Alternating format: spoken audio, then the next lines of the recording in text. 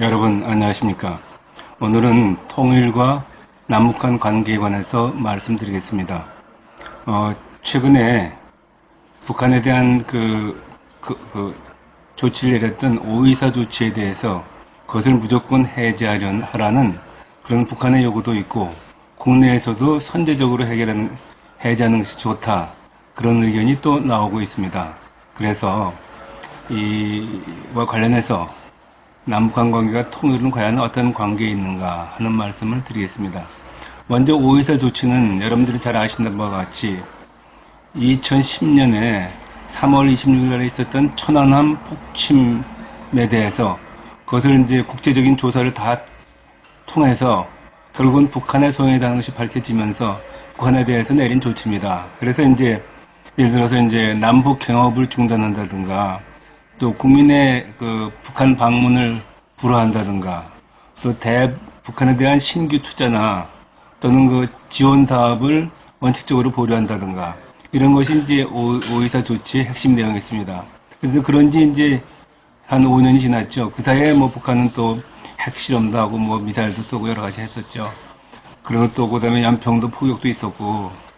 그런데 이제 이 순간에서 그냥 무조건 해제하라는 것은 그건 말이 안 되는 얘기죠. 그래서 이제 통일은 당국자나 우리 정부도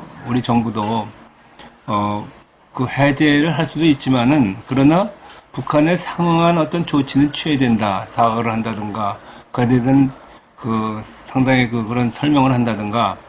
그래서 그걸 위해서 일단 한 회담을 해보자. 5.24 조치를 해제하려면은 어떻게 해야 되는지, 무엇을 원하는지 서로 얘기를 해보자. 그래서 그에 관해서 남북 대화를 하자 하고 정부가 제의를 해도 북한은 그걸 받지 않습니다. 북한은 무조건 남북 대화 하기 이전에 5.24 조치부터 해제하라는 겁니다. 그것은 참 어처구니없는 일이죠. 서로 간에 국가 간 정치체 간의 외교 관계 비슷한 것인데 서로 간에 책임이 있고 주권 국가로서의 서로 간에 그것이 있는데 어떻게 그걸 한마디 사과도 없이 그렇게 또 서로 딱 없던 일 같이 이렇게 만나서 얘기할 수 있겠습니까? 일단 대화를 해서 무엇이 문제고 무엇을 해제해야 되는지 그런 상대방이 서로 요구하는 것을 서로 얘기하자. 그런데도 대화를 하지 않고 있는 겁니다. 그래서 이제 국내 일부에서도 잘 모르고 무조건 5.24 조치를 해제해야 된다. 그것 때문에 남북관계가 이렇게 형성됐다. 이런 식으로 거꾸로 한국 쪽에다가 책임을 지우는 그런 발언을 많이 합니다. 그런데 이것은 분명히 북한의 천안함 폭침과 또 그 이전에 박왕자 씨라는 분이 왜 금강산 관광하다 피살당했지 않습니까? 그런 등등을 인해서 일단은 천안함 폭침으로 그렇게 된 거기 때문에 거기에 대한 어떤 설명이나 충분한 사과나 그런 걸 하지 않고 그냥 무조건 대화를 한다는 것은 그것은 우리 주권 국가로서 있을 수 없는 일이다. 이런 말씀을 우선 드리겠습니다. 그리고 어떤 분은 또 이런 얘기를 합니다. 즉 이미 우리 정부가 박근혜 대통령의 2014년 독일의 드레스덴에 가서 통일 구상을 발표했죠. 그것은 이제 통일 대박이라는 말씀도 나왔는데 드레스덴 구상에서 크게 통일에 관한 계획을 발표했으니까 통일이 되기 위해서도 빨리 남북관계를 개선하고 5.24 조치를 먼저 해결하는 게 좋겠다. 이런 의견을 말하는 사람들도 있습니다. 그런데 여기서 우리가 짚고 넘어갈 것은 그럼 남북한 관계와 통일이 같은 것인가? 꼭 같은 것인가? 여기에 대해서 의문을 제기할 수 있습니다. 저의 의견으로는, 저의 관점으로는 같은 것이 아니다 이렇게 봅니다. 왜냐하면 통일이라는 것은 하나의 최고의 목표고 남북한 관계는 그것을 추구하기 위한 하나의 수단에 불과합니다. 그래서 남북한 관계가 잘 된다고 통일이 되는 건 절대 아니죠. 잘 되면 좋겠습니다만은 잘못된 남북한 관계가 잘 된다고 돌아간다고 해서 통일은 오히려 안 될 수도 있다. 거꾸로 방해될 수도 있다. 그런 얘기입니다. 이거는 이제 우리가 지난번에 햇빛 정책 10년 동안의 결과로서 우리가 볼 수 있는 거 아닙니까? 햇빛 정책 때 어떻게 했습니까? 무조건 북한의 옷을 베낀다고 무조건 도와줬습니다. 그래서 그냥 무조건 투자하고 무조건 북한이 요구하는 것을 거기다 응하는 식으로 그런 대북 관계를 했습니다. 그래서 남북 관계는 상당히 더 좋아졌죠. 뭐 서로 간에 사람도 많이 방문하고 왔다 갔다 하고 그랬습니다. 그런데 결과는 어떻습니까?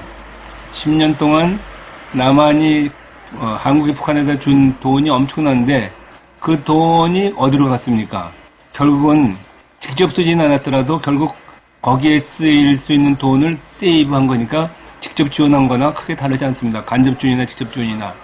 또 현금도 많이 줬기 때문에 얼마나 좋냐면은 여기 나와 있는 거 보면은 전부 10년 동안 대북 지원금이 현금이 29억 달러를 포함해서 총 69억 달러를 지원을 했습니다.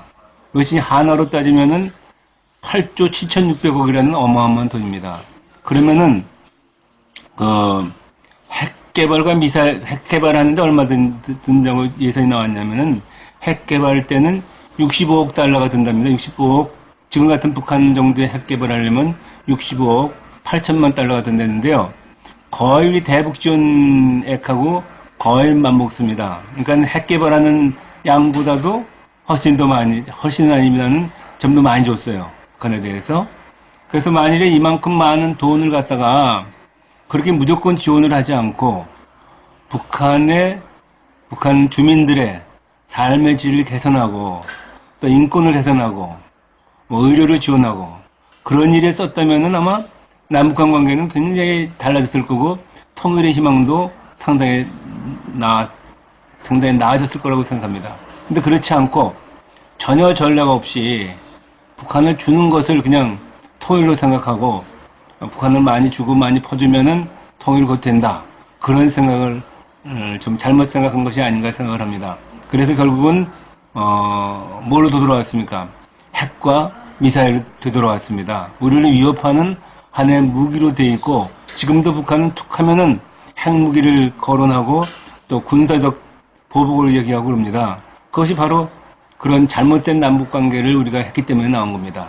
그래서 이번에는 이제 남북관계를 다시 이제 패턴을 바꿔야 됩니다. 정상적으로 그런 게 아니라 정상적인 남북한 관계로 바꾸기 위해서 이제 우리 정부가 새롭게 구상을 하고 있는 것이죠. 그래서 남북관계 패턴을 과거같이 일방적으로 이렇게 끌려가고 일방적으로 퍼주고 아무 효과도 없고 거꾸로 우리한테 위협이 되는 그런 남북관계는 이것은 뭐하러 하느냐. 그보다는 남북관계를 하더라도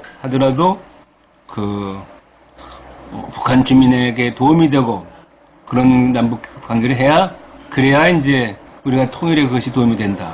그래서 북한의 인권을 개선하고 북한 주민을 도와주고 북한의 인프라를 하고 그것을 이제 조건으로 도와줘야 그래야 목적 있는 사업을 해야 그것이 통일에 도움이 되지.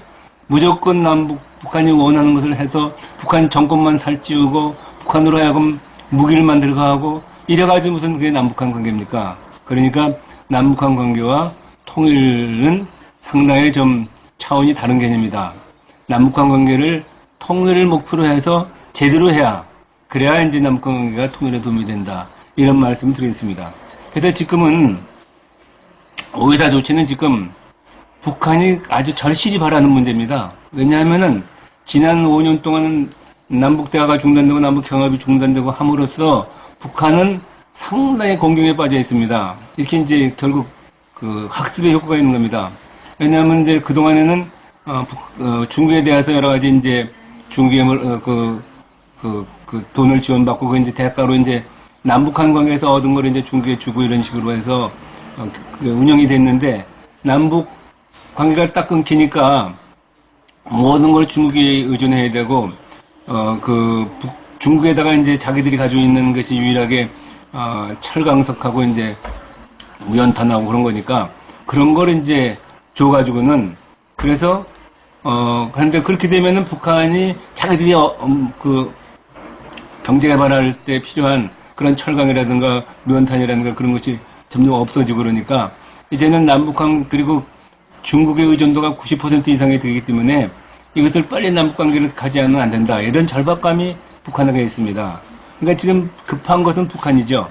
물론 우리가 같은 동족으로서 북한을 도와줘야 한다 하는 의미는 있습니다만은 북한이 저렇게 지난 햇빛 정책 10년 동안 북한이 해왔던 일이나 그런 식으로 남북 관계를 하는 거를 그대로 방치해가지고 하면은 또 마찬가지로 또 그 이상한 남북 관계가 된다. 그래서 우리는 최소한도 북한의 행태를 변화시키지만 안 된다. 그래서 이것을 지금 꾸준히 참으면서 이것을 변화시키기 위해서 노력을 합니다.